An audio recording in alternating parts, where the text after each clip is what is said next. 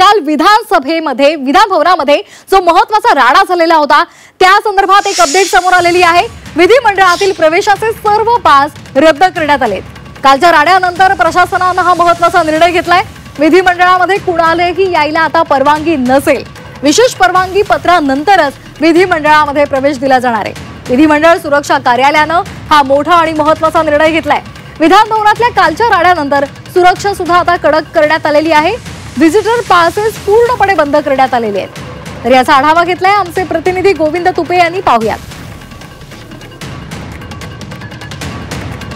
काल विधान भवनात झालेल्या राड्यानंतर सुरक्षा यंत्रणा जी आहे ती अलर्ट मोडवर आल्याचं पाहायला मिळतं आहे। आपण जर माझ्या पाठीमागच्या साईडला बघत असाल तर विधान भवनातली ही सगळी जी सुरक्षा यंत्रणा जी आहे ती अलर्ट करण्यात आल्याचं पाहायला मिळतं आहे। प्रत्येक व्यक्तीला त्याच्याकडे असलेल्या पासची ओळखपत्राची तपासणी करूनच या ठिकाणी आतमध्ये प्रवेश दिला जातो आहे।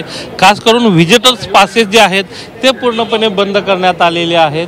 कार्यकर्ते असतील त्याचबरोबर इतर पक्षाचे पदाधिकारी असतील त्यांनाही पूर्णपणे बंदी घालण्यात आलेली आहे। एवढंच काही तर जे शासकीय कर्मचारी आहेत त्यांनाही बिना कामाचं आज सोडलं जात नाहीये। या सगळ्या कालच्या घटनेनंतर पोलिसांनी जे आहे ते एक अहवालही या ठिकाणी विधान भवनाच्या अध्यक्षांना दिलेला आहे आणि विधानसभा अध्यक्षांनी काही खास निर्देश दिलेले आहेत सुरक्षेच्या अनुषंगाने आणि त्याची जी अंमलबजावणी आहे ती सुरू झाली असल्याचं पाहायला मिळतं आहे।